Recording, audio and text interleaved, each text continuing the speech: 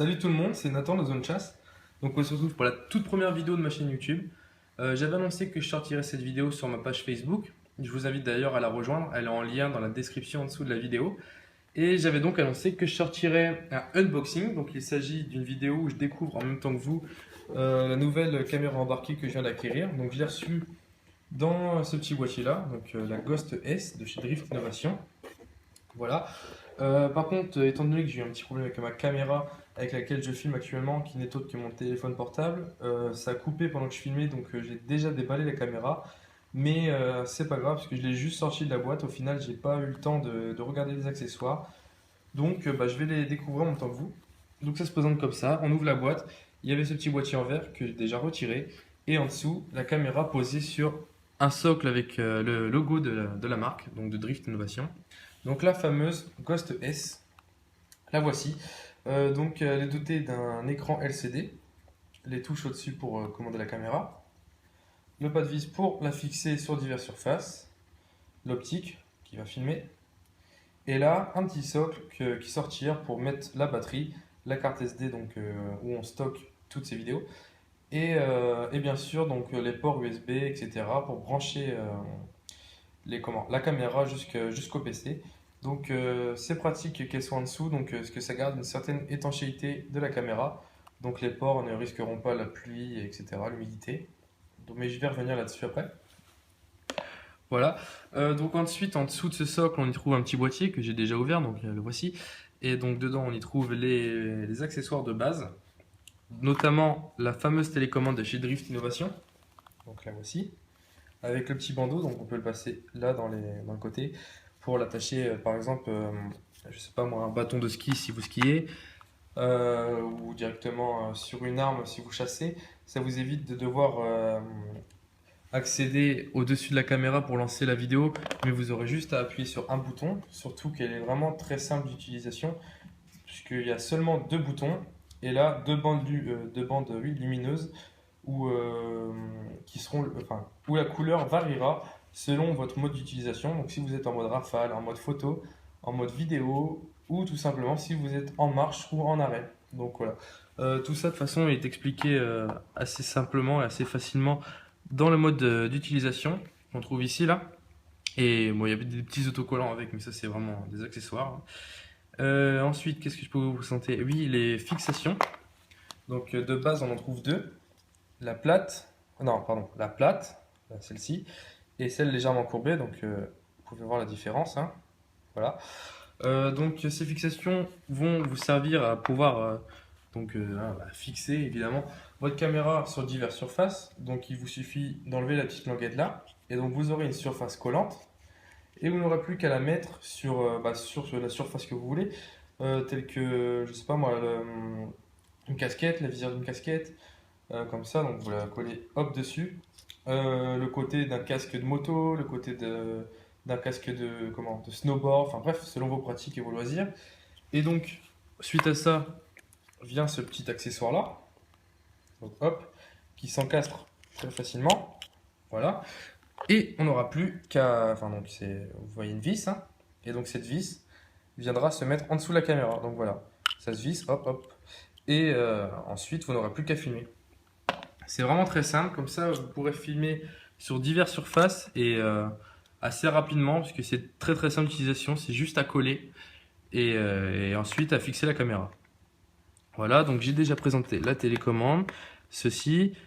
Il reste quoi? Donc il reste évidemment la batterie, donc qui gère l'autonomie de votre caméra, sachant que celle-ci fait 3h30, donc une autonomie de 3h30.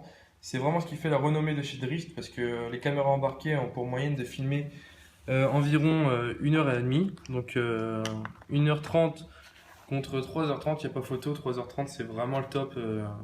Un bon point positif pour Drift, chez Drift Innovation. Et enfin, on y trouve les câbles, donc les câbles de connexion qui iront de derrière le socle à votre PC. Voilà tout. Donc ensuite, comme je l'avais annoncé également sur Facebook, je vais vous proposer un petit comparatif de caméra, donc avec la GoPro Hero 3 Black Edition, et on se retrouve tout de suite pour le petit comparatif. Alors voilà, donc place au comparatif. Donc je vais déjà vous expliquer pourquoi j'ai choisi de comparer la caméra que je viens de vous présenter, c'est-à-dire la Drift Ghost S à la GoPro Hero 3 Black Edition. Bon déjà, parce que GoPro, je pense que tout le monde connaît. La GoPro Hero 3, parce que moi j'avais la Silver Edition, donc qui s'en approche, il y a vraiment très peu de différence, et donc je la connais. Et enfin la Black Edition, parce qu'il faut savoir qu'il y a trois éditions, donc la classique, la Silver Edition, donc c'est-à-dire qu'on a apporté quelques améliorations à la classique, mais et je la connais puisque je l'avais, comme je viens de vous le dire. Et enfin la Black Edition, donc pareil, quelques améliorations, mais surtout elle est fournie avec une caméra pardon, avec une télécommande, donc on s'approche vraiment du pack de la Drift Ghost S, puisque elle aussi est fournie qu'une télécommande, mais ça c'est dans tous ces packs. Voilà. Alors déjà, on va aborder l'aspect extérieur à la caméra. Donc extérieur, c'est-à-dire déjà la taille. Donc il faut savoir que ça se joue à quelques millimètres, mais la GoPro est légèrement moins encombrante.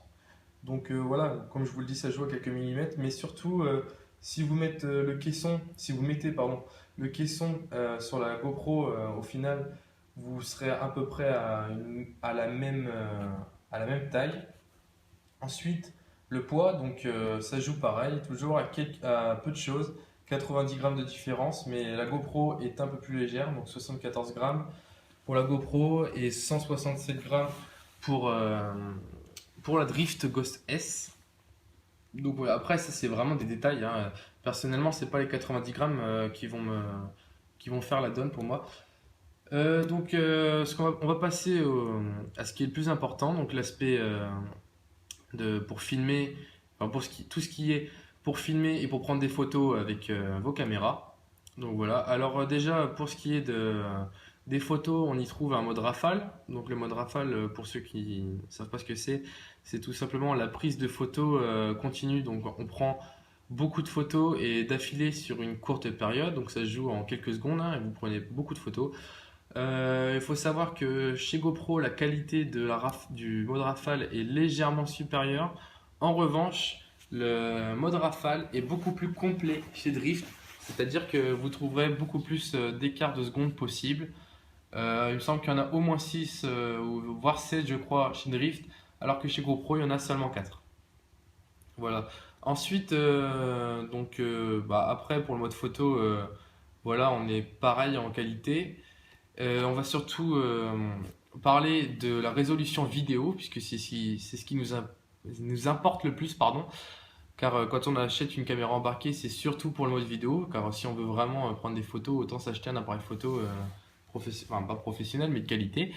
Donc, le mode vidéo. Donc déjà, les deux peuvent filmer en 1080p. Il faut savoir qu'en général, c'est la résolution vidéo que les gens recherchent. Donc 1080p, pour ceux qui ne savent pas à quoi ça correspond, c'est du Full HD, des vidéos de très belle qualité et que vous pourrez faire tourner sur YouTube, sur votre téléviseur, enfin bref, partout. Euh, et donc voilà, j'ai rien de plus à dire sur le 1080p. En revanche, il est bon de savoir aussi que sur la GoPro, une résolution supérieure est possible. Il s'agit du 4K. Donc le 4K, c'est, enfin pour la GoPro Hero 3 Black Edition, hein, j'insiste parce que c'est vraiment. Il me semble par exemple que le 4K n'est pas disponible sur la Silver Edition. Je m'en rappelle plus, mais il me semble qu'elle n'était pas disponible. Qu'il n'était pas disponible, pardon. Euh, voilà, mais le 4K, donc c'est vraiment une qualité supérieure, sauf que c'est pas très utile puisque vous pourrez pas l'utiliser sur beaucoup d'appareils. Par exemple, si vous branchez votre GoPro à un téléviseur, enfin, votre GoPro ou votre PC, n'importe, bref, certains téléviseurs ne lisent pas le 4K. GoPro, YouTube, je sais pas, il me semble pas que ça lit le 4K. Votre ordinateur, s'il n'est pas un minimum puissant, ça ne lira pas le 4K. Même le 1080p, de toute façon, peu de gens l'utilisent sur YouTube. Donc si vous comptez filmer pour YouTube, hein, du moins, eh bien, c'est pas plus utile car en général, vous filmerez, enfin, les gens regarderont vos vidéos, pardon, en 720p. Voilà, mais donc c'est pour ça que je vais pas m'absenter là-dessus, enfin je vais pas continuer à en dire plus dessus, puisque pour moi le meilleur mode vidéo est le 1080p et le 1080p de la GoPro et de la drift sont au même niveau. Après, pour tous ceux qui désirent du 4K, eh bien, vous n'aurez pas le choix, c'est GoPro. Ensuite, pour le nombre de résolutions vidéo, c'est à peu près pareil. Il y en a peut-être une en plus ou deux chez GoPro, mais c'est pas ce qui importe, ça change pas grand-chose. Par contre, je sais que chez Drift, ce qui est très intéressant, c'est que vous avez la possibilité de gérer la distance à laquelle vous voulez filmer. Donc si vous voulez filmer de 0 à 15 mètres, de 15 mètres à 25 mètres je crois, et un truc jusqu'à 40 mètres, bref, je sais plus, mais il y a au moins 3 modes sûrs qui vous permettront de gérer votre distance, donc d'avoir une meilleure qualité selon la distance. Parce que si vous filmez en mode de 0 à 15 par exemple, vous verrez pas trop ce qui se passe à 40 mètres. Alors que si vous mettez le mode spécial pour ça, eh bien vous verrez nettement quoi, à distance. Voilà tout. Ensuite, vous avez le mode slow motion. Donc, il s'agit du mode pour filmer en ralenti. Donc, les deux caméras sont équipées de ce mode-là. Cependant, ce mode-là est légèrement, enfin, la qualité de ce mode-là, de la slow motion, est légèrement supérieure chez GoPro, mais ça joue à très peu de choses. Et j'ai d'ailleurs vu un comparatif de ces deux slow motion. Et personnellement, enfin, vraiment, on voit très peu la différence. Voire, personnellement, je l'ai vraiment pas vu, perso. Ça se joue à très peu de choses. C'est des chiffres, mais il faut voir la différence. Et franchement, je pense qu'ils sont au même niveau. Ah, pardon, je me répète. Ils sont au même niveau pour la qualité du slow motion, d'après moi. Voilà. Ensuite, une sortie vidéo, non, ça c'est pas nécessaire. Ah oui, donc je viens d'aborder les points principaux de chez GoPro. Enfin, les points que je viens de citer, c'était principalement GoPro qui était supérieur. Mais là, désormais, je vais aborder les meilleurs points de chez Drift Innovation. Donc déjà, de base, ça peut intéresser beaucoup de gens. Comment? La Drift Innovation est la caméra la mieux notée euh, par les professionnels et les journalistes. En effet, donc, on lui a attribué la note de 9 sur 10 contre 8 sur 10. Donc voilà, je vais vous expliquer pourquoi. Donc déjà, de base, enfin principalement, l'un des trois grands points, déjà c'est l'écran. Donc tout simplement parce qu'on a un écran sur la caméra alors que chez GoPro on n'en a pas. Si vous tenez à avoir un écran et que vous tenez à avoir une GoPro, eh bien il faudra acheter le modèle supérieur. Il me semble qu'ils ont fait une des éditions de chez la GoPro Hero 4 où on a un écran. Mais du coup l'autonomie est vraiment très petite, quoi, peu importante. Ou bien il vous faudra acheter un écran LCD qui se fixe par-dessus la GoPro, enfin par-dessus, en plus de la GoPro. Mais pareil, c'est un coût supplémentaire, ça veut dire que vous devez acheter la caméra d'un côté plus un écran LCD, alors que chez Drift, de base, elle est faite avec un écran. Voilà, qu'est-ce que je peux dire de plus sur l'écran? Oui, donc c'est très utile, en plus surtout que chez Drift, sur la dernière, la Ghost S, ils ont mis en place un mode flashback, donc c'est-à-dire que vous pouvez filmer votre vidéo et si vous avez oublié d'enregistrer 5 minutes avant, eh bien si votre caméra tournait, enfin ça c'est dur à expliquer, mais disons que votre caméra n'enregistrait pas, mais que vous avez mis le mode flashback, c'est-à-dire que les 5 minutes avant que vous filmiez pas, si une action vous intéresse et que vous voulez la rattraper, eh bien vous pouvez. C'est-à-dire que si jamais vous avez oublié de commencer à enregistrer, eh bien vous pourrez toujours récupérer 5 minutes de vidéo auparavant. Donc ça peut être vraiment utile si jamais vous ratez une action, je sais pas, de ski, de chasse, bref. Vous pourrez toujours rattraper votre vidéo. Et ça, c'est vraiment un point fort. Aussi, l'écran vous permettra de regarder vos vidéos donc avant de rentrer chez vous, car chez GoPro, vous devrez avoir un ordinateur à proximité et votre câble qui va de la GoPro au PC pour regarder vos vidéos. Alors que là, il vous suffit d'aller dans vos anciennes vidéos qui sont sur l'écran et vous regardez tout ce que vous avez filmé. Et dernier bon point pour cet écran, il vous permet aussi, donc vous regardez vos vidéos et si imaginons que vous n'avez plus d'espace de stockage dans votre vidéo, vous pouvez couper votre vidéo, c'est-à-dire imaginons les 5 minutes, les 5 premières minutes ne vous intéressent pas, vous pouvez les couper, les retirer et garder tout le reste. Donc comme ça vous allez gagner de la capacité de stockage. Donc je pense que j'aurais fini pour l'écran. Il y a des termes que j'ai abordés qui sont assez compliqués, j'espère que je vous aurais expliqué de façon assez simple, que vous m'aurez compris. Et donc ensuite, oui, l'écran, pardon, la batterie, l'autonomie, très importante chez Drift et qui fait vraiment toute la différence.